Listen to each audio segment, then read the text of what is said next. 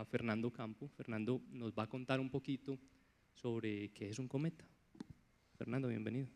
Muy buenas noches a todos. Espero les podamos cumplir con muchas de sus expectativas con respecto a este cometa tan anunciado.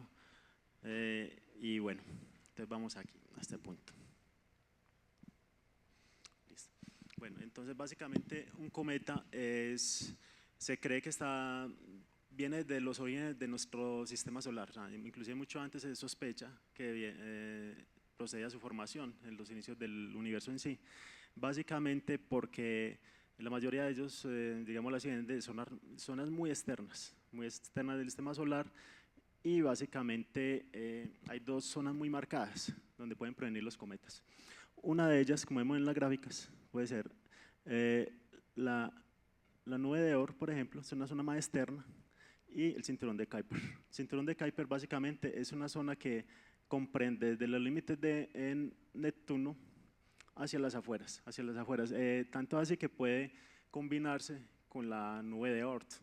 Bueno, si notamos en esta segunda gráfica, notemos el sistema solar en el centro y vamos a ver aquí la parte interna, la nube de Oort, hasta donde comprende. Ninguna sonda, de hecho, en este momento ha sido enviada hasta esas zonas porque son demasiado distantes. Tal es así que la nube de Oort ya está en un espacio límite que básicamente no interactúa con nuestro sistema solar interno, básicamente. Bueno, ¿de qué puede estar compuesto un cometa? Bueno, un cometa puede estar compuesto de elementos orgánicos, básicamente, ¿cierto? Tiene muchos elementos orgánicos, tiene agua, tiene carbono, el metano, ¿cierto? Muchos elementos básicamente que por eso existe una gran expectativa. Se han enviado sondas desde hace mucho tiempo. Por ejemplo, existe la sonda, una cantidad de sondas. Por ejemplo, la Rosetta es un equipo de trabajo relaciona una sonda y básicamente investiga de dónde provienen, de dónde puede provenir la vida en la Tierra. Una de las inquietudes que ha tenido siempre el hombre es que puede ser que hayan venido de los cometas, que el agua de la Tierra proceda de los cometas, igual el agua de los objetos del sistema solar, básicamente. Bueno, ahora, un cometa básicamente estaría compuesto de un núcleo, vemos en la gráfica un núcleo. Ese núcleo es básicamente el que provee todo el material que luego va a interactuar con nuestro sistema solar interno. ¿Qué sucede básicamente? Cuando un cometa está mucho más distante de 1.5 unidades astronómicas, en ese punto todavía no hay mucha interacción con el Sol. O sea, apenas está empezando a recibir los primeros azotes del viento solar, se está apenas ionizando, está empezando la ionización. Entonces es cuando entra un poco más adelante que el cometa empieza a actuar. Quiere decir que empieza a desenvolver sus colas, por ejemplo, a desenvolver sus colas, que el material se va, digámoslo así, se va ionizando, se va interactuando con el material del espacio, y aquí va soltando, por ejemplo, una serie de, por ejemplo, aquí hay una cola, por ejemplo, de plasma, básicamente una cola de plasma que obedece básicamente al Sol. También tiene hay una onda de choque, como se ve en la gráfica, una onda de choque básicamente causada por el viento solar. Ella hace básicamente que todos estos materiales vayan en diferentes direcciones. Listo. Por ejemplo, en esta otra gráfica podemos ver cuando ya el cometa está más interno en el sistema solar, digamos así como en las órbitas de Júpiter aproximadamente, ya empieza a desplegar sus materiales en grandes cantidades. Por ejemplo, aquí vemos una de las características que viene a ser la fuente. La fuente básicamente es un material que está en su núcleo, está interactuando, y como él interactúa como una masa esférica, básicamente en ese punto hay explosiones mínimas, pequeñas, que van soltando ese material. Entonces va en contra del viento solar. De hecho, son las que desplegan mayor material hacia atrás, hacia la cola. Bueno. Aquí, por ejemplo, podemos ver inclusive más claro cómo es en proporción nuestro sistema solar interno. Nuestro sistema solar, mírenlo acá, con respecto a la nube de Oort. estamos hablando que es una zona tan extensa que la nube de Oort puede estar alrededor de 10 a la 5, 3 a la 5 trillones de kilómetros. Entonces miren acá, si aquí está nuestro sistema solar interno, esta zona ya prácticamente está interactuando con el espacio interestelar. De ahí que se crean básicamente que muchos, hay unas características especiales para decir de dónde son los cometas. Esta es una de las imágenes de pronto más bonitas que se pudieron lograr mientras el cometa estaba acercando al Sol, al superhelio, que era precisamente hoy, fue precisamente hoy. Y este fue un astrónomo inglés que es excelente astrofotógrafo, se llama Damian Pitch, y es un monte de varias imágenes. Aquí se puede notar fácilmente la cantidad de filamentos que va componiendo el cometa con su núcleo. En ese momento el núcleo estaba muy compacto. Ya más adelante el profesor Ferrin nos va a explicar, por ejemplo, el proceso de ese núcleo, cómo ha evolucionado. Bueno, ya esta es, digamos así, una de las imágenes que podemos obtener hoy. Ya el profesor ampliará un poco más. Básicamente una de las expectativas que teníamos con el cometa era que realmente que no llegara tan cerca a lo que logró llegar del Sol. En este momento el cometa básicamente se desintegró, y esta imagen fue lograda con una herramienta Core 2 de la sonda Estéreo. La sonda Estéreo es una de varias sondas que se han explorado el Sol, básicamente están estudiando el Sol porque es un astro obviamente que sigue siendo enigmático a pesar de ser el que nos rige climáticamente y en la vida que nos sostiene en la Tierra. La sonda Estéreo, si notan las órbitas de él, tienen una órbita mucho más alejada que la otra y van en sentidos, tienen un periodo de rotación alrededor del Sol que los difiere entre 387 días y 345 días. Entonces, una tiene características que le difieren de la otra y básicamente son herramientas. En este caso, la imagen anterior fue logrado con una de las herramientas de la sonda B, y básicamente es un coronógrafo interno, o sea, interior. Miren que solo está cubriendo la parte interna del Sol, en esta parte. Y aquí, en este lo que vemos acá perfectamente, se puede ver el material fragmentado. Bueno, ya eso nos explicará un poco más el profesor Ferrin en cuanto a este tema. Esta era todavía cuando el cometa no había llegado todavía a su perihelio. Esta ya de pronto una de las imágenes que nos van a mostrar en video.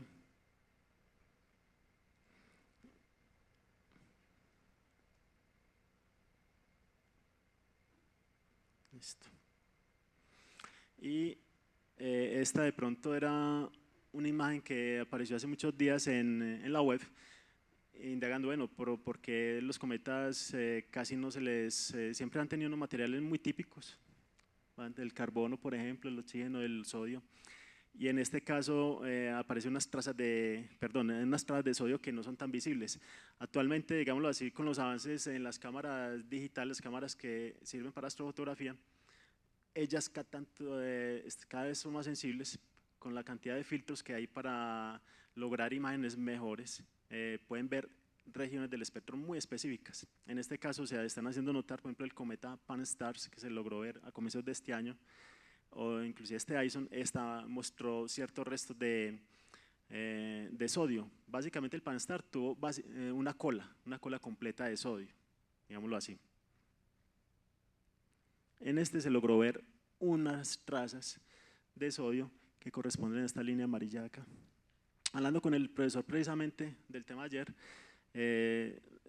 bueno, mencionaba es que los cometas siempre la tienen, ese material siempre lo tiene y siempre es del núcleo, ¿cierto? Hay hipótesis que decían, bueno, es que el sodio proviene de interactuar con el viento solar, se golpean las partículas y estas obviamente sueltan el sodio, pero realmente el sodio debe provenir del núcleo y es muy probable porque si todo el sistema solar, digámoslo así, existe, es muy probable que los cometas también.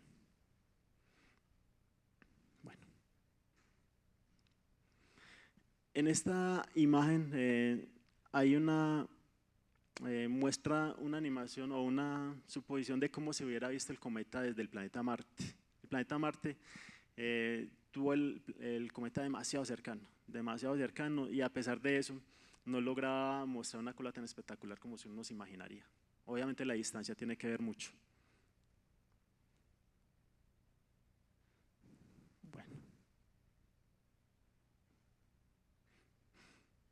Bueno, esta animación no está acá. Bueno, listo. Entonces, de pronto ahora le intervengo. Voy a dejar la palabra al profesor Ignacio.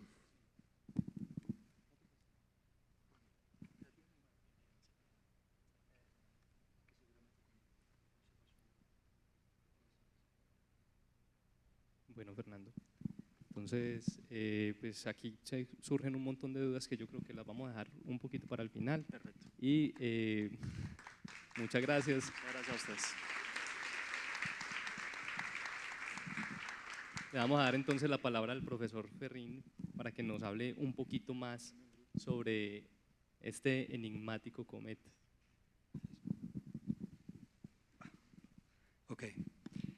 Bueno, primero gracias por la invitación y todo eso. Les debo advertir lo siguiente, yo me pierdo en mi propia computadora, así que por favor vamos a tener un poquito de paciencia. Miren, los últimos días, yo tengo una página web y los últimos días han sido absolutamente espantosos, en el sentido de que ha habido una gran cantidad de información. Por ejemplo, me metía en internet, en el correo, y entonces estaba actualizando los datos y estaba actualizando los correos y terminaba de actualizar un correo y había 2 que ya estaban en cola y terminaba de actualizar el siguiente y ya había otros más que estaban… O sea, la información era tremenda, ¿no?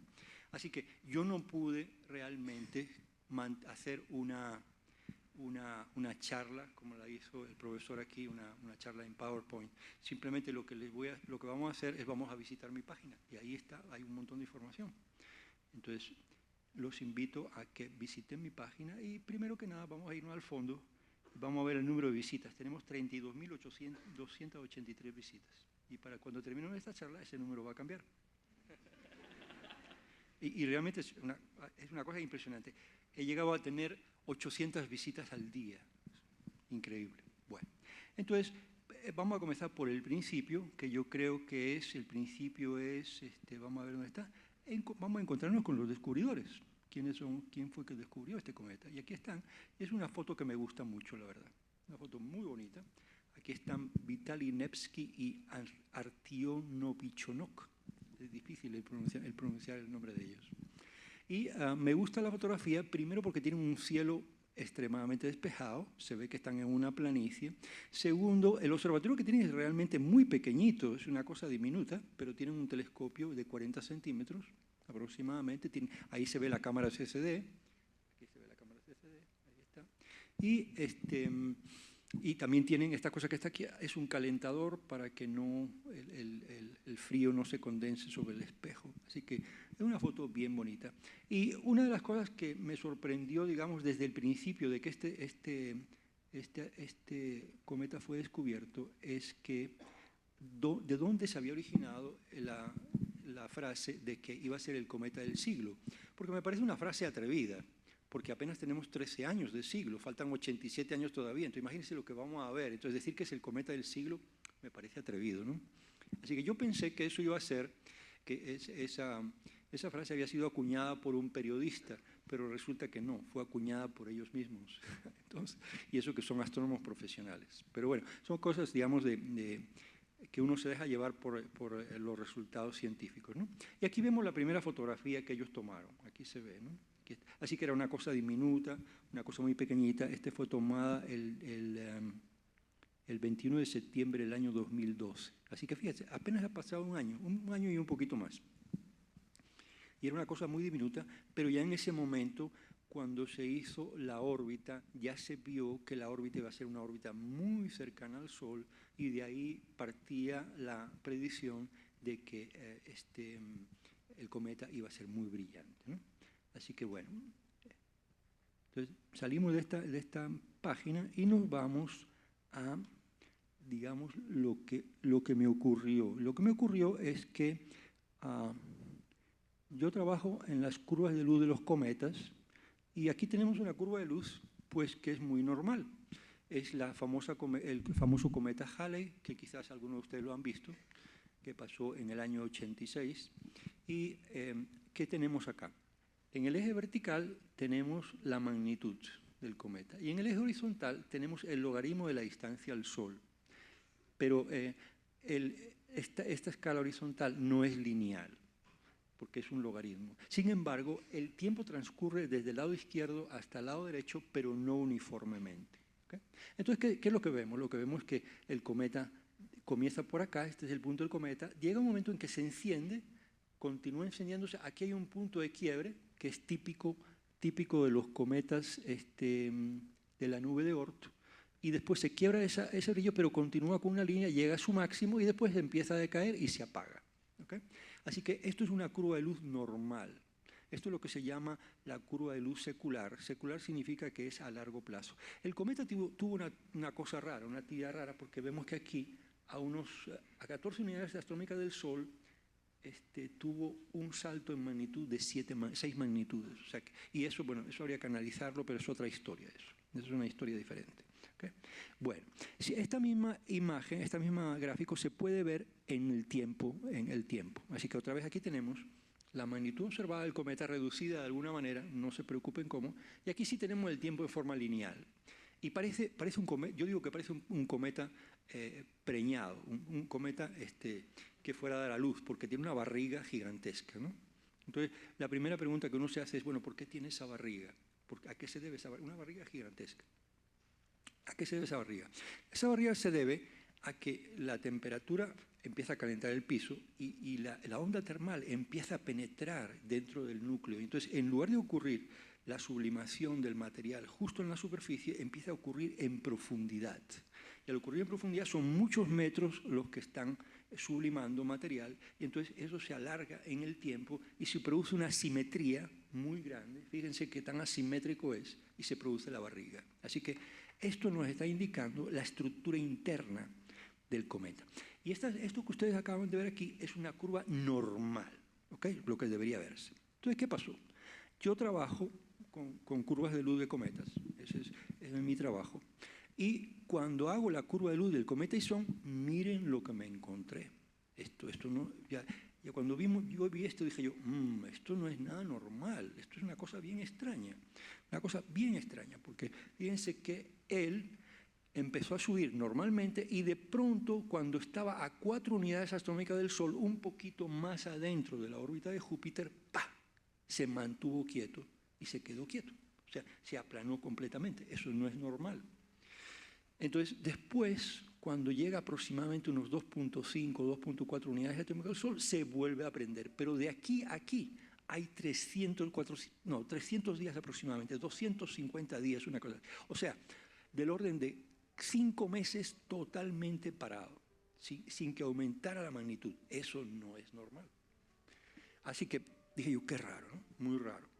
Entonces, yo publiqué un trabajo hace tiempo que es un atlas de curva de luz seculares y me fui a mi atlas de curva de luz seculares. Aquí tenemos, por ejemplo, la misma información, pero vista con datos CCD. Y vemos que otra vez está esa firma.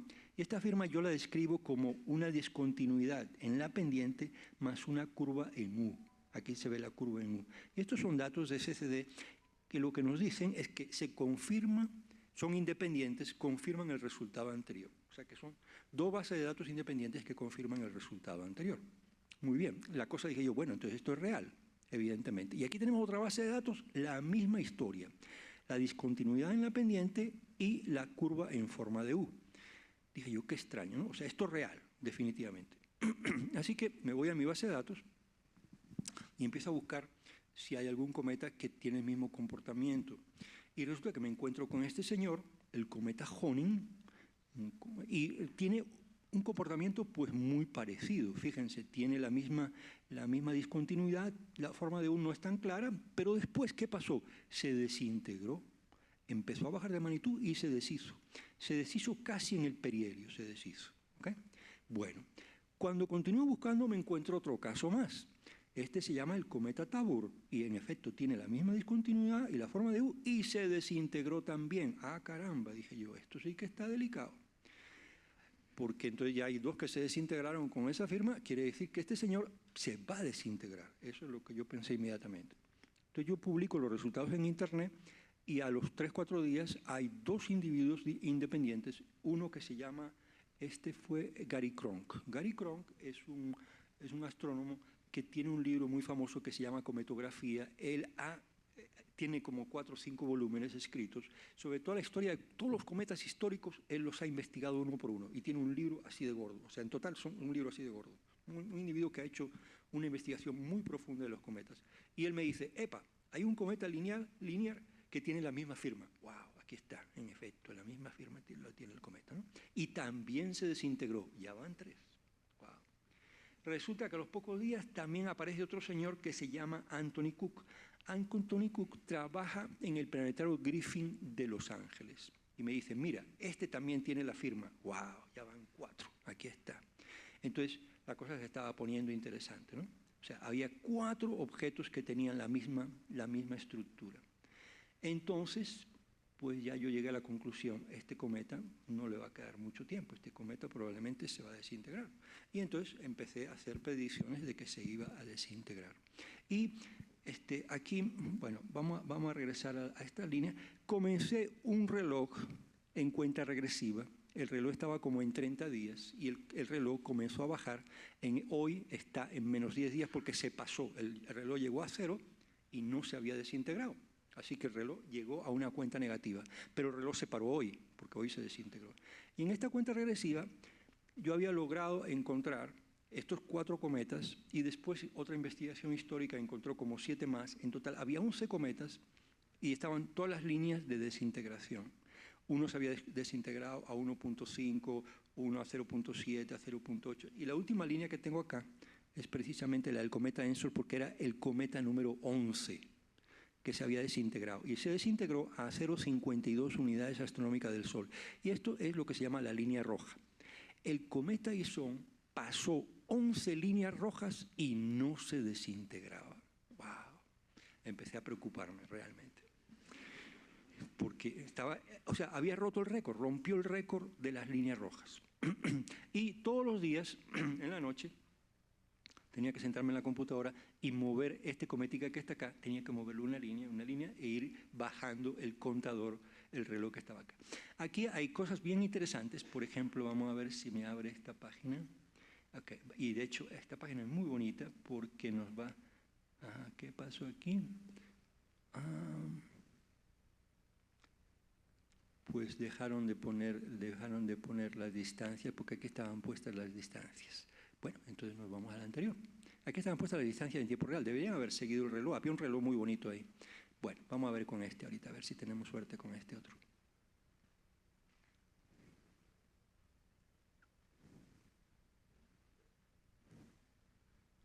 Esta es una animación donde se ve la órbita muy bien. Vamos a ver si nos abre. Ok, muy bonita. Esta animación es muy bonita, porque se ve exactamente... Y aquí hay un hecho muy interesante, y es que la órbita está inclinada a 62 grados, o sea, no está en el plano del sistema solar, está inclinada, así de inclinada, a 62 grados. ¿Qué significa eso? Significa que él llega desde muy arriba, desde la parte norte del sistema solar, se mete en el Sol, da la vuelta y vuelve a salir hacia arriba. Entonces, eso impide que choque con la Tierra, porque estamos en planos totalmente diferentes. ¿Okay? Y aquí se ve muy bien eso. Entonces, llega y otra vez vuelve a salir hacia arriba. Y también se ve muy bien el hecho de que la cola siempre apunta en dirección opuesta al Sol, porque la cola está compuesta de partículas muy pequeñas. De hecho, es algo extraordinario. Les digo por qué. Porque agarren el talco y pónganlo entre las manos. Si usted pone el talco entre las manos, no lo pueden sentir, o sea, no se sienten las partículas de talco. Bueno, el polvo de cometas es igual, pero es de color negro, porque es grafito, es carbono, es el grafito de los lápices, exactamente, pero en partículas muy pequeñas, del tamaño de un micrón o inclusive más pequeñas. Entonces tú si pudieras agarrar el polvo de cometa y lo pusieras en los dedos, no lo sientes. Y también eso nos indica otra cosa más. eso nos explica por qué la superficie de los cometas es prácticamente negra, es de color oscuro, el más negro de este negro, así de negro es. Y dice, bueno, ¿cómo puede ser eso? Si están compuestos de agua. Bueno, por el grafito, por el carbono. Y también eso nos indica que en el sistema solar, cuando se originó el sistema solar, se produjo muchísimo carbono. Y bueno, lo sabemos muy bien porque nosotros estamos compuestos de carbono. Así que gracias a esa cantidad de carbono es que nosotros existimos, el carbono y el agua. ¿Okay? Bueno, entonces, aquí tenemos la historia. Ahí lo vemos, ahí se ve la órbita en forma totalmente perpendicular, casi perpendicular al sistema solar. ¿Okay? Y bueno, la esperanza era de que él llegaría.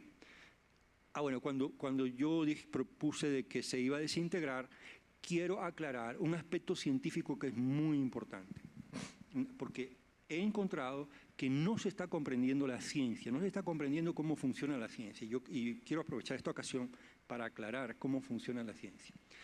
Yo puedo proponer de que el cometa se va a desintegrar, pero eso no significa de que yo estoy interesado en que se desintegre, porque lo que uno hace como científico es proponer lo que se llama una hipótesis de trabajo.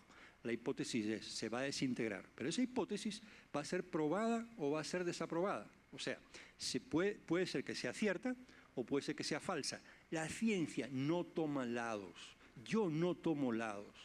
Si el cometa se desintegra, bien, y si no se desintegra, también bien, porque la ciencia no toma lados, la ciencia es neutral, la ciencia simplemente ve qué es lo que va a pasar y de lo que pase aprendemos algo. Así que yo dejé eso muy claro desde el principio. Estoy poniendo como científico, es mi obligación como científico poner por delante una hipótesis de trabajo. Y esa hipótesis será comprobada o será desaprobada. Y esa es cómo funciona la ciencia. Pero lo que vuelvo a insistir es que la ciencia pura, real, no toma bandos. De hecho, por ejemplo, en la ciencia, me gusta o no me gusta, eso no se aplica. Porque la ciencia no es que te guste o que no te guste. O decir que estoy a favor, estoy en contra, no, eso tampoco se aplica. Porque la ciencia no es que estoy a favor o que estoy en contra. La ciencia es neutral. Y además, eso tiene algo que a mí me parece bellísimo realmente, y es que la ciencia puede abordar cualquier tema, absolutamente cualquier cosa, en forma totalmente neutral. Por ejemplo, el SIDA, que es un tabú en algunos lugares, no se puede hablar, o de sexo, no se puede hablar de sexo, no se puede hablar de SIDA. La ciencia no tiene esos problemas. La ciencia, por eso yo digo que la ciencia es maravillosa, porque la ciencia puede hablar de cualquier cosa en forma abierta y neutral. No hay pecado. No es que está bien o que está mal, o que usted tiene SIDA, está mal. No, eso no existe en la ciencia. Por eso la ciencia es maravillosa. Y ojalá tuviéramos muchos políticos que comprendieran bien el significado de la ciencia y cómo trabaja la ciencia, porque estaríamos muchísimo mejor, digamos, en muchísimos términos. O sea, las decisiones serían mucho más neutrales y mucho más científicas. Así que bueno, esto, por fortuna, esta noche no tengo que mover el cometica. Esta noche puedo dormir más tranquilo porque el cometa se quedó ahí. Bueno, y el reloj se paró, por fortuna. Pero yo creí que esto iba a seguir y realmente la cosa se complicaba, ¿no? Bueno, entonces, ¿a dónde nos vamos ahorita? Es que hay tantas cosas interesantes aquí. ¿Sí? Por ejemplo, vamos a irnos a... ha tomado mucho tiempo armar esto, le digo. Fácilmente, yo qué sé, fácilmente quizás 500 horas de trabajo puede haber sido para armar todo esto, ¿ok? Vamos a ver cuál nos parece interesante. Vamos a ver... por ejemplo, los escenarios del cometa. Porque hace ya algunas semanas no sabíamos qué era lo que iba a pasar, así que la pregunta era, ¿cuáles son los escenarios? ¿Qué podría suceder? ¿Okay? Y para eso, otra vez te vas a la historia. El libro de Cronk es un libro muy interesante en ese sentido. Y teníamos información de que en el año 1926 un cometa que se llamaba el cometa Ensor se había desintegrado. Y entonces, por fortuna, esas fotografías fueron tomadas en un observatorio en Alemania. Y yo sabía que existían las fotografías, pero dije, no sé si las voy a poder recobrar, porque en el 1926 no existían los CCDs, eran placas fotográficas. Tú tenías que, inclusive, esto es una historia muy interesante, porque esas placas fotográficas tienen que ser expuestas por un tiempo larguísimo. De hecho, estas de aquí abajo fueron expuestas por 135 minutos, 2 horas, más de 2 horas de exposición. O sea, el astrónomo tuvo que estar en ese telescopio y además, fíjense ustedes, las estrellas están traileadas, tienen trazos. Eso significa que él tuvo que poner un retículo sobre la cabeza del cometa que no existía. Miren, no existe cabeza del cometa. O sea, tiene que haber sido dificilísimo para él. Estamos hablando de 1926, en Alemania, en el observatorio de Bergedorf. Y entonces él tuvo que haber puesto el retículo ahí y durante 2 horas tuvo que haber seguido con ese retículo a mano manejando el telescopio porque las estrellas se estaban moviendo. Así que realmente yo en este momento admiro a ese astrónomo porque hasta se llamaba Stobby, pero no sé nada más de él. No sé qué era, qué hacía, no lo sé. Pero hay que admirar pues cómo se hacía la ciencia en aquella época. Entonces fíjense, eso fueron en el 1926 son exactamente 87 años. Creo que son 87 años, ¿no? 87 años son. Entonces fíjense, de 87 años para acá hemos pasado de placas fotográficas sobre vidrio, hemos pasado a cámaras CCDs. Y ahorita usted puede poner por 3 minutos y tiene una fotografía preciosa, hermosísima, con 3 minutos de tiempo de exposición. Yo me pregunto, ¿cómo será la cosa dentro de 87 años? Y dentro de 87 años es el año 2100, por casualidad. ¿Okay? Entonces, ¿qué dirán? Porque yo digo, wow, expuso por 2 horas, wow, qué horror. Y entonces en el 2100 dirán, wow, expuso por 3 minutos, qué horror.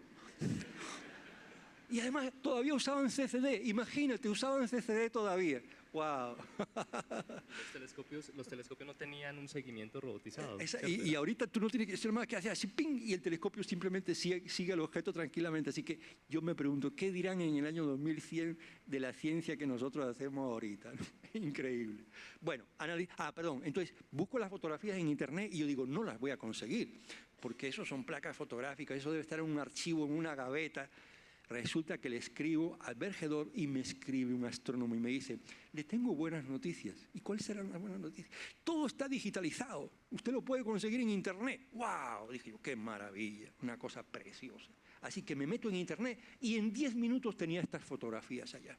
¡Wow! ¡Qué cosa más hermosa! Entonces, ¿qué le pasó al cometa Ensor? Se desintegró, así miren, no quedó nada. Simplemente se deshizo en pedazos, en partículas y en polvo, se estiró. Y aquí lo vemos. Y fíjense, en esta fotografía que está acá, la nube de polvo tiene 2 millones de kilómetros de longitud. O sea que es una cosa gigantesca. Se deshizo así, se estiró y se fue desintegrando y se desapareció. Así que sabíamos ya qué era lo que podía pasar, qué era lo que le podía pasar a Lisón. ¿Okay? Qué interesante, ¿no? Después hay otro, también esto que les estoy contando no solamente es una historia de la ciencia, sino que también es una historia de la humanidad, de la gente, porque descubrimos que la astronomía está hecha por personas de carne y hueso. Y les voy a decir, cuando yo propuse esa idea, hubo, digamos, gente que decía que no, que si estaba loco, que si, cómo era que se me ocurrían esas cosas. O sea, me refiero, no vayan a creer que la ciencia es pura, pero los seres humanos no lo somos.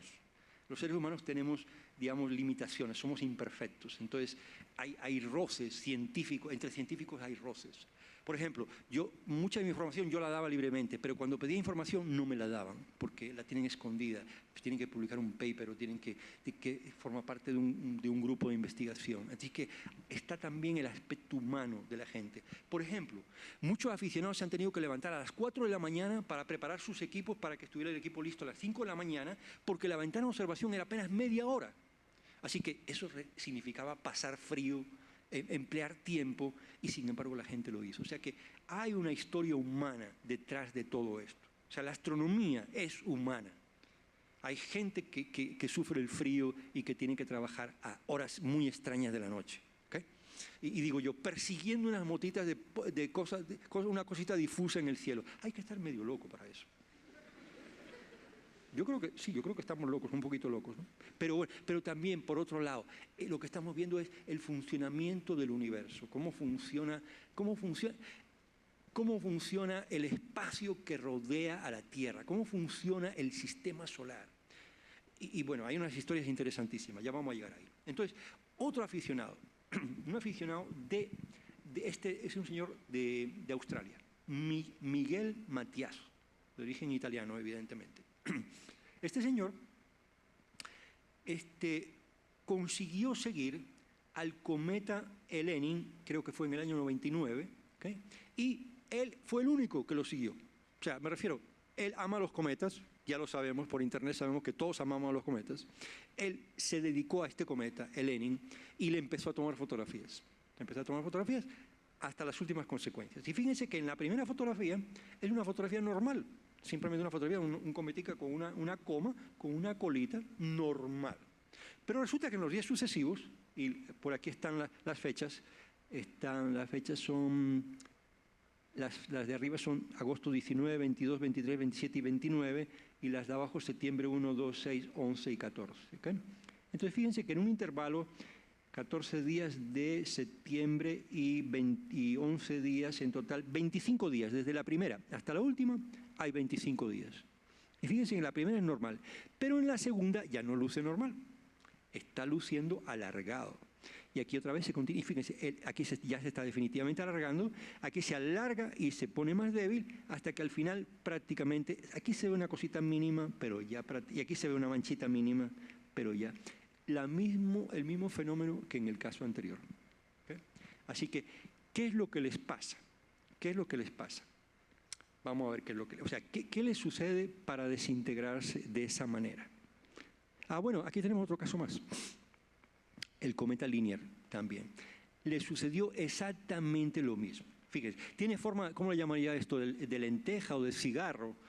Podríamos llamarlo como forma de cigarro. Adapta una forma de cigarro. Y cuando lo tomas desde el telescopio Hubble, lo que se ven son los fragmentos individuales. Esto que está acá es exactamente la puntica, la punta, esta fotografía, esto que está acá es esta fotografía. O sea, cuando la tomas con un telescopio muy grande, de alta resolución. Entonces se ven los fragmentos. Bueno, el Linear, yo he contado los fragmentos ahí hasta donde pude y conté 26 fragmentos aproximadamente, ¿no? Pero hubo un caso que fue el cometa 73P, no lo tengo acá. Y el 73P se desintegró en 155 fragmentos, medidos todos, fueron medidos perfectamente. 155 fragmentos. Entonces, esto nos dice muchísimo sobre la estructura de los cometas. ¿Cuál es la estructura de un cometa? Es simplemente bloques de hielo que están pegados entre sí. ¿Okay? O sea, de alguna manera, el sistema solar, en el inicio del sistema solar había mucho hielo, eso formó fragmentos, pedazos, bloques de hielo, y los bloques, inclusive sabemos el tamaño, pueden ser desde 5 metros hasta 50 metros, hasta 500 metros. Entonces, tienes bloques de hielo de todos los tamaños que a ti se te puedan ocurrir. ¿Okay? Y todo eso se juntaron y se pegaron. ¿Y qué es lo que los pegó? El hielo, el agua. El hielo de agua, los pegó todos. ¿Okay? Pero resulta que cuando estos cometas se acercan al Sol, ese agua empieza a evaporarse. Pero se evapora en lugares específicos. Y vamos a ver ahorita en qué lugares específicos se evapora. Así que nos seguimos visitando mi página y vamos a ver, aquí está. ¿Por qué el cometa Ison puede ser que no se esté desintegrando? Porque lo veía tan saludable que realmente me empezó a preocupar. O sea, dije, este señor no se va a desintegrar. Pero bueno, o sea, mi hipótesis va a ser negativa. Bueno, pues ¿qué más? ¿Qué le vamos a hacer? Hay otro caso que vale la pena mencionarlo, y es el cometa Boetín 85P. El cometa Boetín 85P vino en el año 1986, aquí está. Esta es la curva de luz, otra vez, la magnitud en el eje vertical, el tiempo en el eje horizontal, pero no en forma lineal. ¿Okay? Y aquí vemos que en el año 86 él tuvo una curva de luz que tenía esta forma que está acá. Pero él regresa en el año 2008 y ya en ese momento la NASA estaba pensando mandar un navío, tenían el dinero, tenían la posibilidad de mandar un navío a que lo encontrara. Así que hay una investigadora que se llama la doctora Mitch, a quien conozco personalmente, y ella propuso a la NASA, vamos a mandar un navío a este objeto. Y la NASA le dijo, sí, pero bueno, tiene que hacerle la astrometría, tiene que determinar la órbita para que sepamos exactamente dónde está. Así que comenzó el trabajo de hacer todo el seguimiento en los telescopios, seguir a este cometa. Primero utilizaron un telescopio de 2 metros. El cometa no aparecía. Qué raro. Así que pasaron a un telescopio de 4 metros y el cometa no aparecía. ¡Ah, caramba! Así que pasaron a un telescopio de 8 metros y el cometa no aparecía. ¡Wow! ¡Qué cosa más extraña! Bueno, utilizaron una cantidad de días de observación, fotografías extremadamente profundas y el cometa no apareció por ningún lado. O sea, además tú lo tienes, cuando tomas la fotografía, sobre la fotografía puedes escribir una línea, que es la línea de la órbita. Bueno, tenían la línea de la órbita y en la línea no había nada. O sea, en una banda no había nada. Buscaron por delante, no había nada. Buscaron por detrás, no había nada. El cometa se desapareció. ¡Wow! ¿Cómo puede desaparecerse un cometa? ¿Cómo puede ser? Además, se tiene que haber desaparecido lejos del Sol. O sea, me refiero a la órbita de Júpiter o quién sabe si más allá. Entonces, ¿cómo puede en las profundidades del espacio, cuando nadie le está haciendo nada, no está chocando con nada, no, simplemente está por el espacio infinito, ¿okay? ¿Cómo puede desaparecerse y no dejar rastro? Y fíjense, yo agarré esos datos y aquí están los límites superiores. Uno dijo, no es más débil que esto, es más débil que esto, es más débil que esto, así que me fui al último de abajo, es más débil que esto. ¿Okay? Este fue el límite inferior de observación con esos telescopios. Y ese límite, como tú conoces alguna información, habíamos quedado que el cometa era muy negro, negro como la camisa de él, puedes saber el tamaño. Entonces hago mi cálculo y el tamaño eran 14 metros. O sea, el cometa se fragmentó en pedazos más pequeños que 14 metros. Si hubieran sido 20 metros, hubiera sido detectado. Pero no había nada de 20 metros. Entonces, el resultado fue, el cometa se desintegró, se desapareció en fragmentos inferiores a 14 metros. ¡Wow! Eso sí que es un misterio. ¿Qué puede haber pasado? Tremendo misterio científico. Bueno, entonces,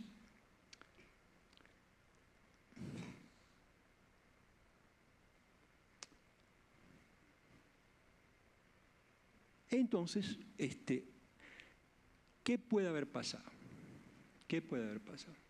Así que nos vamos a otra página y esa página es el cometa Ison, donde está aquí, saca unas alitas. Aquí está. Aquí está. Entonces, ¿cómo es que muere un cometa? Habíamos quedado, fíjense, aquí se ven muchos chorros, ¿ven? Y en particular aquí también se ven muchos chorros. Fíjense, aquí hay como 1, 2, 3, 4, 5 chorros que salen de diferentes lugares de la superficie del cometa. Hay chorros, ¿no? Y esos chorros son muy potentes. No sé si han visto el geyser de Yellowstone. Hay un geyser en el piso que saca una cantidad de agua así repentinamente, ¡puah!, con gran velocidad y mucha fuerza. Pues esto es algo parecido. O sea, de la superficie del cometa, cuando hay un poco de agua y viene el sol y lo calienta, el agua hace ¡puah!, y empieza a salir con una gran fuerza. Y hay una ley de Newton, que es la tercera ley de Newton, que dice, a toda acción se opone una reacción. Se opone una reacción. Esa es la tercera ley, la famosa tercera ley de Newton. ¿Okay? Entonces, si el cometa está sacando agua en una dirección, él está yendo hacia atrás. O sea, hay una fuerza que lo empuja hacia atrás. Y esa fuerza empieza a actuar sobre el periodo de rotación. Y entonces se ha demostrado, hay una manera de demostrarlo, como ocurre eso siempre después del mediodía, el cometa empieza a girar cada vez más rápido. Y más rápido, y más rápido, y más rápido, y más rápido, y empieza a dar vueltas a toda velocidad, porque es como, hay algunos, ¿cómo se llama?, petardos de Navidad que tienen, no sé cómo le llaman. Unos chorrillos. Como unos chorrillos serían, los chorrillos, pues, ¿no? Exactamente el mismo fenómeno, los chorrillos, ¿no? Y entonces el cometa empieza a decir, ¡puah, puah, puah, puah, puah, puah! Pero ustedes saben que también hay otra ley de Newton que dice que hay una cosa que se llama la fuerza centrífuga. Y si tú estás rotando así, en un tío vivo, la cosa se va para afuera. La cosa empieza a irse para afuera. Así que él comienza a rotar por causa de sus jets y de pronto hay un momento en que no aguanta más y hace ¡puah! Y se rompe completamente. Y esa es la manera en que mueren. Eso explica lo que habíamos hablado del 73P, que se deshizo en 155 pedazos. Porque los chorros lo empezaron a acelerar y ¡pua!, empezó a desintegrarse. Entonces, resulta que el cometa Ison empieza a mostrar, aquí empieza a mostrar sus chorros, pero empieza a mostrar también unas alitas. Estas alitas que están acá, ahí se ven muy bien. Esto también otra vez es como función del tiempo, los datos están por aquí, esto es el 14 de noviembre, hace unos días, y esto es el 19, el último es el 19 de noviembre. Así que aquí estamos viendo apenas 5 días de variación, ¿okay?, en total. Y también esto nos muestra el interés de la gente, ¿verdad?, que han sistemáticamente seguido el movimiento, la parte interior del cometa, una cosa muy interesante. Y también nos muestra lo que ha avanzado la ciencia, porque esto hay que hacer un tratamiento con un software especial para poder mostrar la parte interior, porque si no está todo metido dentro de una nube muy inmensa que es la coma y no se ve nada. Pero hay ya software especial que logra procesar eso y aquí está todo muy interesante. Profesor, me gustaría preguntarle algo al respecto. Preguntas, dime, adelante. Yo hablo mucho y... No, pero buenísimo. No, adelante. Es si el cometa, si eso le sucede, por ejemplo, a Ison, en este caso, quiere decir que el cometa no había pasado antes por el Sol. Es la primera vez que ese cometa pasa por el Sol. Y la pregunta es, ¿cómo sabemos eso? Muy interesante. Resulta que las órbitas de los cometas se dividen en 3 tipos: elíptica, parabólica e hiperbólica. Casi no hay cometas hiperbólicos, no hay prácticamente. Casi todos son elípticos, significa que regresan alrededor del Sol, y parabólicos, significa que vienen de la nube de Oort, como había explicado el profesor, vienen de la nube de Oort, ¿verdad? Y después vuelven otra vez y se vuelven a ir a la nube de Oort. Y la parábola tiene centricidad 1.0000. ¿Okay? Bueno, el cometa Ison tenía 1.000004. O sea, que era prácticamente parabólico. O sea, ese 4 era simplemente error de medida. ¿Okay? ¿Qué significa eso? Que vino desde la nube de Oort por primera vez. Es la primera vez que nos visita y se va. Y se iba a ir exactamente otra vez a la nube de Oort, pero no iba a regresar más. ¿Okay? Así que esa es la manera en que sabemos que era por primera vez, midiendo la órbita con gran precisión. Bueno, entonces, ¿qué es lo que nos dice esto? ¿Qué es lo que nos... Adelante, por favor. Preguntas, adelante. Una cosita acá, en estas imágenes, por ejemplo, la tercera imagen, por ejemplo, ya se nota cómo está de amplia esta coma, se nota perfectamente. Eso alrededor de la época, como decía el profesor, del 14 de noviembre. En esa época ya empezó el cometa a tener un abrupto brillo. Correcto. Y empezó a bajar de nuevo. ¿Qué sucedió ahí? Básicamente tuvo una explosión fuerte en su interior núcleo y empezó cada parte a interactuar con el viento solar, ¿cierto? Entonces empezó a sublimar todo el gas y por eso es que lo notamos tan amplio. De hecho, muchas imágenes que aparecían en la internet mostraban perfectamente esa amplitud de esa coma y de un momento a otro empezó a decaer, que ya fue, como le explicó el profesor, ya el material estaba acabándose y en su interior estaba quedando solo otro tipo de materiales que no era tan ionizable. Exactamente. Y también es bueno que él señaló esta imagen porque resulta que esta imagen, verán que es prácticamente de todas ellas es la de mejor calidad y es que fue tomada con un telescopio de 1 metro, mientras que el resto de las fotografías fueron tomadas con telescopios de 0,4 o 0,3 metros, 30 centímetros, 40 centímetros, pero la imagen de 1 metro es realmente la de mejor calidad. Así que ahí se ve cómo el diámetro del telescopio influye en la calidad de las imágenes. Y bueno, ¿qué más se veía aquí? ¿Qué más aprendimos acá? Lo que aprendimos aquí también fue que hay un momento en que toda la superficie del núcleo está activa, o sea, ya no hay chorros, sino que toda la superficie del núcleo, es como si todo este escenario estuviera soltando material, ¿no? Soltando material hacia arriba. Así que la superficie de los cometas son lugares realmente notables porque, ¿saben qué? Nieva hacia arriba en lugar de nevar hacia abajo, nieva hacia arriba. Tú te paras en la superficie y el material está saliendo hacia arriba. No es que te caiga agua desde arriba, no. El agua va para arriba, no va para abajo. Así que nieva hacia arriba. Muy extraño, ¿no? Ya vemos que los cometas son notables en ese sentido. Bueno, entonces aquí se ve, y de hecho, en yo no sé si ustedes ven, podríamos aumentarlo. Aguántame un momentico. Voy a intentar hacer algo. Quiero que vean esto.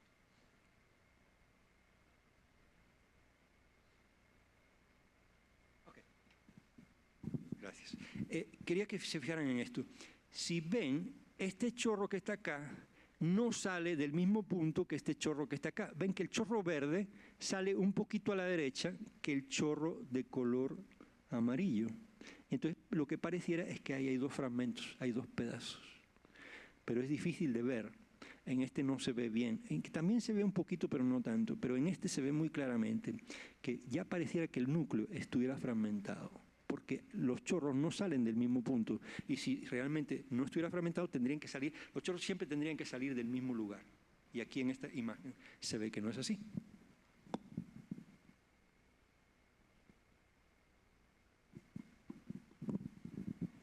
Lo que estamos viendo en estas imágenes entonces son parte de la desfragmentación de estos cometas, ¿cierto?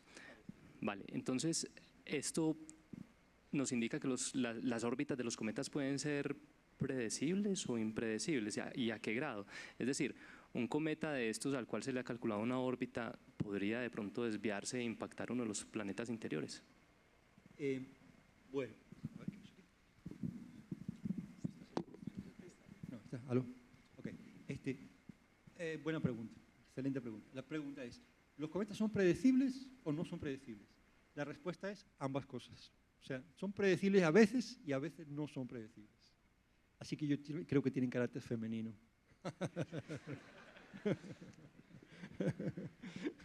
Creo que son femeninos los cometas.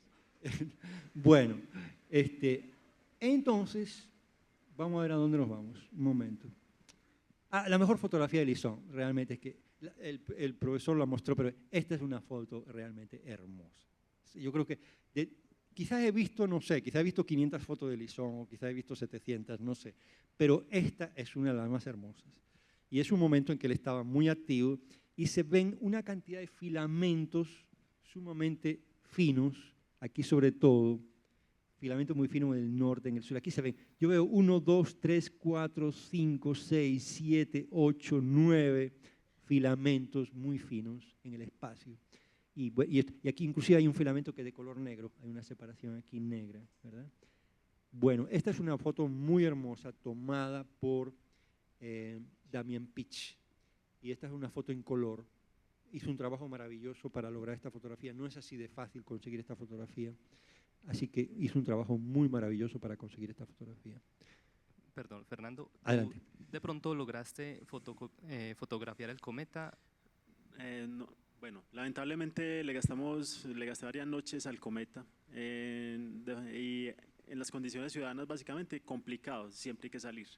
Las veces que salimos fuera de la ciudad, cercanía realmente está muy cubierto. La última oportunidad que tuvimos fue el 17 de noviembre, la madrugada, pero teníamos una nube localizada, perfectamente localizada sobre nosotros, mientras que otras personas, lo que ustedes están allá, a alrededor de 4 kilómetros no más de distancia, lograron verlo y fotografiarlo. Desde Santa Elena, sí. Sí, Santa Elena precisamente. Bueno, y antes de volver al ISON, hay otros 3 cometas cerca a la Tierra, ¿será que los vamos a poder observar? Bueno, en este momento, digamos así, está el cometa Lovejoy, que está muy, muy bonito, muy brillante, aunque ya se está alejando del sistema solar, ya dio su perihelio, ya pasó por el perihelio, salió y increíblemente también se pensaba que se iba a fraccionar, probablemente, pero venía realmente muy compacto, muy constante la curva de luminosidad, como lo mostraba el profesor, y siguió de frente. En este momento está completamente visible, muy brillante, cada día está perdiendo magnitud, obviamente por la distancia a la que va. Ya empiezan a necesitarse equipos siquiera de 10 centímetros para empezarse a ver mejor, ¿cierto? Binoculares grandes también, pero apenas se va a notar una motita. Ya el otro, el cometa Encke, aunque es un cometa de muy poco brillo, relativamente poco brillo, necesita ya CCDs o equipitos de siquiera de 5 pulgadas en adelante para verlo, y es un cometa de periodo corto.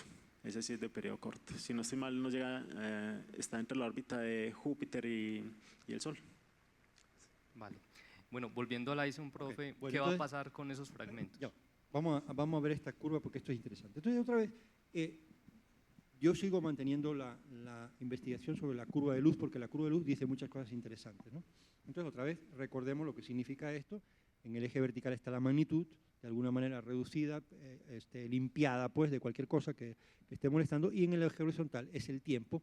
En realidad es la distancia. Mira, aquí está una unidad astronómica, a 0,7, a 0,6, a 0,5, a 0,4, a 0,3, a 0,2 y A0125, y aquí se está acercando al Sol, pero esta parte no la estoy mostrando. Entonces fíjense la cosa muy extraña, tuvo una explosión. Aquí está la explosión muy claramente limitada, y la fecha fue el 14.03 de noviembre, o sea, hace apenas 14 días, 2 semanas, tuvo una explosión. ¿Okay? Después continuó subiendo y de pronto se volvió a parar. A este señor le encanta pararse. ¿Y qué significa que se para? Que se para significa que se le acaba el combustible. Entonces, él ya ha acabado combustible en varias ocasiones y en mi opinión, esta fue la última vez que se le acabó el combustible. En mi opinión, eso hay que confirmarlo científicamente, por supuesto, para mí, este fue el momento del rompimiento. Porque, ¿qué sucede? Sucede lo siguiente, habíamos quedado que eran pedazos de hielo, ¿no? Pero fíjense, aquí está, a 0,4 unidades del Sol, eso está por dentro de la órbita de Mercurio. Mercurio está por aquí y él está como por acá, o sea, penetró en la órbita de Mercurio. Miren, Mercurio tiene una temperatura superficial de 600 grados centígrados, o sea, el lugar es caliente, realmente muy caliente, realmente muy caliente. Entonces, el cometa Ison, ¡wow! Imagínense soportar ese calor, 600 grados centígrados todo el día, imagínense ustedes. Bueno, entonces, en mi opinión, ¿qué es lo que sucede? Acuérdense que los fragmentos están pegados por hielo. Entonces, la temperatura fue suficiente para que ese hielo se derritiera. Al derretirse el fragmento queda libre y al quedar libre la rotación hace y se estira completamente. Entonces, ese es el pedacito que vimos en aquella fotografía anterior y eso es que ya se acabó el combustible, lo que queda es simplemente quedan piedras y polvo y ya no queda nada de gas, se le acabó el agua. Pues para mí este punto es el momento en que el cometa Ison se le acabó el combustible. O sea que no nos va a dejar ni una lluviecita de estrellas. No, sí, las lluviecitas de estrellas están hechas por el polvo, eso sí podría ser, pero como te dije, como la órbita está tan inclinada, no vamos a cruzar la órbita del cometa, ¿no? Entonces, ¿qué sucede? A partir de este momento ya está lo que consideraría en reserva o está en sus últimos momentos. Está, como dijo Jorge Zuluaga, en los huesitos. Ya no le queda nada. ¿Sí? Está en los huesitos. Entonces ya a partir de aquí se va y se va hacia el Sol. Y entonces ahorita vamos a ver qué es lo que sucede cerca del Sol. Vamos a ver. Pero esta no, un momento. Un momentico y ya va. Tengo 2 películas, no sé cuál va a surgir. No, esta no. Primero vamos a ver esta otra. Ok. Entonces vamos a ver esta película. Bueno, entonces como había mostrado el profesor, hay varios navíos que están en el espacio y otra vez eso es una cosa maravillosa. Realmente es maravilloso. Porque han logrado colocar navíos en el otro extremo de la órbita de la Tierra, uno hacia acá y uno a la derecha y otro a la izquierda y el Sol está en el medio. Entonces, estamos viendo el Sol del lado de atrás. Imagínense ustedes, tenemos vista del Sol en este momento, del lado de atrás del Sol. Una cosa maravillosa, realmente, algo impresionante. O sea, hasta dónde la humanidad ha llegado. O sea, hemos avanzado en términos tecnológicos muchísimo. Desde el punto de vista humano y moral no hemos avanzado prácticamente nada. Pero desde el punto de vista tecnológico, Arthur Koestler, hay un escritor inglés creo que es, Arthur Koestler, que dijo que, ¿qué fue lo que dijo? Dijo que el hombre es un gigante intelectual y un enano moral. Yo estoy totalmente de acuerdo con eso. Gigante intelectual, pero desde el punto de vista moral no hemos avanzado gran cosa. Bueno, aquí vemos una película. Entonces, fíjense, ¿saben lo que es esto que está aquí? Esto es la Tierra. ¿Saben lo que es esto que está aquí? Esto es Mercurio. O sea, estamos viendo la Tierra desde 2 unidades astronómicas de distancia, desde el otro extremo de la órbita. Una unidad hasta el Sol y otra unidad hasta la Tierra. Una vista, ahí estamos nosotros, en este puntito que está acá, y aquí está Mercurio, y aquí está el cometa. Entonces vamos a ver la película. Tuve que bajar las imágenes, estas son las imágenes de estéreo. Vamos a ver la película, ahí está.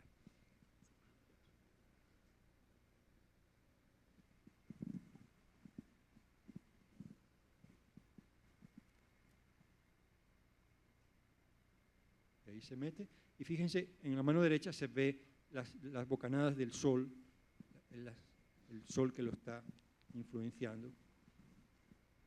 Hay muchas más películas que les podría mostrar. Podría mostrar un rato en esto, ¿no? ¿Okay? Bueno, esa película me gusta, ¿no? Está bonita, pero vamos a ver la otra, que es mucho más impresionante, que es esta que está acá. ¿Okay?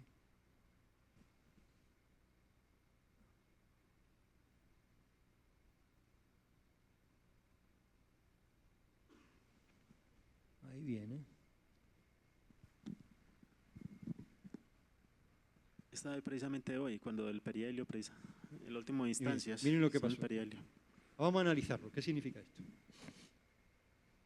¿Qué significa esto? Significa lo siguiente. Él viene, pero fíjense que se alargó. Miren, no hay cabeza, ¿ven? No tiene cabeza. Y aquí cuando sale, tampoco hay una cabeza. No hay un puntito brillante en la parte de adelante que indicaría que el cometa está intacto en una sola pieza, sino que cuando se va acercando, de pronto, ahí está, ya no tiene cabeza. Y al no tener cabeza, lo que nos está indicando es que se fragmentó, que el núcleo ya se decide, y ahí lo vemos, saliendo del Sol, sin ninguna cabeza. En este momento salieron puros detritos, pero no hay un núcleo que lo contenga. Básicamente son en chorro, como un cigarro, digámoslo así, y van en frente, en su órbita original, ¿cierto? Aunque ya se van a ir perdiendo un poco su rumbo. Esa es la situación. Entonces, moraleja, el cometa hizo RIP, R-I-P. Que en latín significa riscante en paz, que descanse en paz. ¿Se sentido? Bueno, profesores, les agradecemos mucho por la última pregunta. Ok, entonces, ¿a cuál pregunta te refieres? ¿Cuál de todas? Tengo un montón de preguntas para hacerte. Lo que pasa es que quería… Bueno, No, adelante. ¿qué quieres terminar? Para terminar. No, quiero, antes de hacerle la última pregunta, pues enseguida le vamos a dar paso al público porque yo sé que todos tienen muchas preguntas y queremos, pues ya teníamos el programa para irnos en diciembre. Bueno, y fuera de eso tenemos también en internet, vía streaming, al profesor Jorge Zuluaga que nos está siguiendo, que pues iba a estar con nosotros aquí presencialmente, pero no pudo estar, entonces lo tenemos vía streaming. Profesor, bienvenido. Vamos a darle paso al profe que él quiere de pronto hacernos algún comentario, alguna pregunta para los panelistas. ¿Nos estás escuchando, Jorge? Yo lo escucho, ¿ustedes me escuchan a mí? Sí, perfecto. Adelante, Jorge. Perfecto. Bienvenido. Bueno, no, ya veo a Ignacio más tranquilo. Ya salió de esto, gracias a Dios. Ignacio, ¿cómo te sientes? ¿Te has quitado un piano de encima? Sí, claro. Sí, claro. Bueno, una pregunta que tengo sociológica. Bueno, lo primero es también expresar mi descanso, porque la verdad sufrimos bastante esperando que algo pasara con el cometa. Lamentablemente yo no vi toda la presentación ahora, pero soy de los que cree que el cometa se desintegró mucho antes del perihelio y espero que con Ignacio podamos probarlo en algún momento. Pero mi pregunta para Ignacio podría ser, digamos, para plantear ahí una conversación es, si crees que la comunidad científica va a reconocer que advertiste sobre este desenlace. No, la respuesta es no. Porque, como les decía, hay un aspecto humano en todo esto. Inclusive, yo le había comentado al que había una cosa que quería comentarles, y que es el aspecto humano de todo esto. Y el aspecto humano tiene que ver con ustedes. Y quiero relatarlo en este momento. A mí no me preocupa que me den el crédito o no me den el crédito, porque yo lo único que hice fue avanzar una hipótesis. Si la hipótesis sale bien, magnífico. Y si sale mal, también. O sea, eso es la ciencia. Por eso es muy importante que la gente entienda cómo funciona la ciencia. Yo no tomo lados, simplemente hago mi trabajo. Eso es todo. Pero aquí surgió una cosa que vale la pena mencionar. Y es lo siguiente. Van a ver, miren la historia. Miren la historia. Naturalmente, tú publicas tu página y siempre hay gente que te llama de los periódicos, por ejemplo, un periódico te dice, mire, queremos una entrevista, me llamaron de un lugar religioso, donde tienen que ver con cosas religiosas y tal. Yo casi nunca digo que sí, porque estoy muy ocupado y digo que no.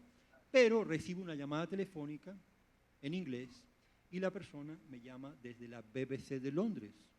Y me dice, lo estoy llamando a la BBC de Londres. Ah, ok, sí.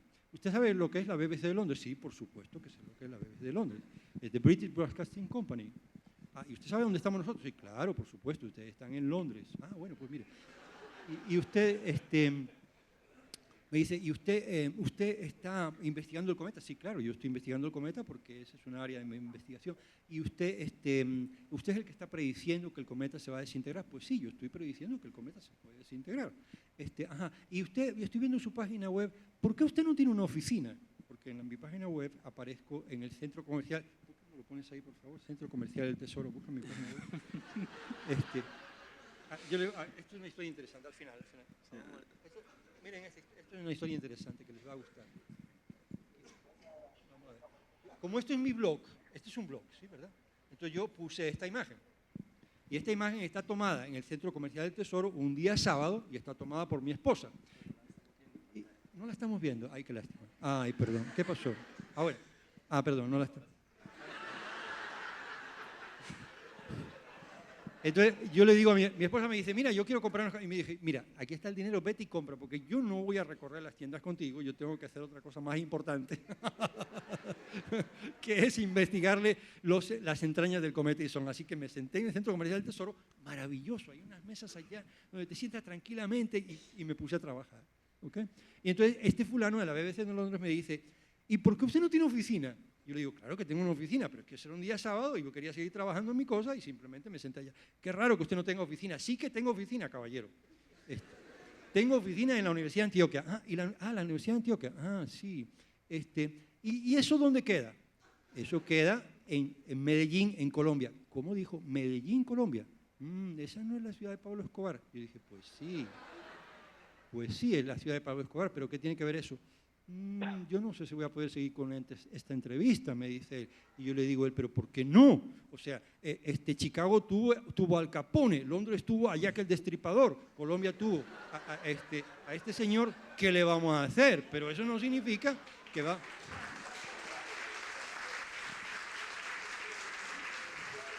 Pero usted no puede juzgar a toda una población por un malandro que hubo ahí.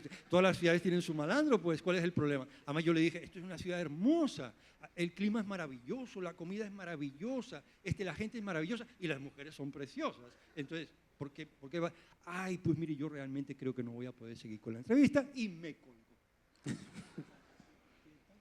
Ahora, ¿esto qué es lo que está mostrando? Bueno, que hay prejuicios, ¿verdad?, que son difíciles de erradicar, pero yo pienso lo siguiente, ¿no? Que, vámonos a la página principal. ¿En cuánto estaba el contador? ¿Alguien lo midió? ¿Alguien midió el número? Pues mira, yo creo que tenemos ya como 150 personas más que visitaron la página, ¿ok? Y ya van 32.000. Entonces, ¿qué significa? Yo creo que 32.000 personas de todo el planeta, porque aquí hay gente que viene desde Japón, China, Taiwán, Inglaterra, Francia, Alemania, Argentina, Chile, Estados Unidos, todas. Aquí esto es de todo el mundo. Yo creo que le estamos diciendo a la gente, mire, en Medellín se hace ciencia. Y hay gente seria y responsable que está haciendo ciencia. Así que Medellín es un lugar maravilloso. Es una ciudad de clase mundial. Esa es la historia que les quería contar. Jorge, ¿tienes alguna otra pregunta o comentario para el profesor? Jorge, perdona la intervención, pero había que contar esto. Sí, la última, para de pronto dejar participar al público. Repito, como no estuve en la presentación, puede que esto ya lo hayan discutido. En las últimas imágenes del LASCO vemos que salió, ¿no?, la nube de detritos de detrás del Sol y salió pues, concentrada, como la vimos también en las simulaciones que hicimos con Ignacio. La pregunta sería, ¿podrá alcanzar esa nube de detritos digamos, cuando ya ascienda por el cielo, porque igual en algún momento, ¿será que la podemos ver? Sería espectacular ver ya no un cometa, sino unos restos, un cadáver de cometa. Sí, quiero decir aquí lo siguiente, ¿no? El profesor Jorge realmente es un gran calculista, me refiero a mí. Yo siempre lo he admirado mucho a él porque él es una persona que domina las matemáticas de una manera realmente impresionante. Entonces, el profesor Jorge ha hecho un modelo de desintegración. Y entonces ahorita en este momento vamos a trabajar en ese modelo y echar el modelo hacia atrás y ver en qué momento se rompió y ver si con ese modelo podemos explicar lo que se están viendo en las imágenes del espacio. Así que aquí mi admiración al profesor Jorge.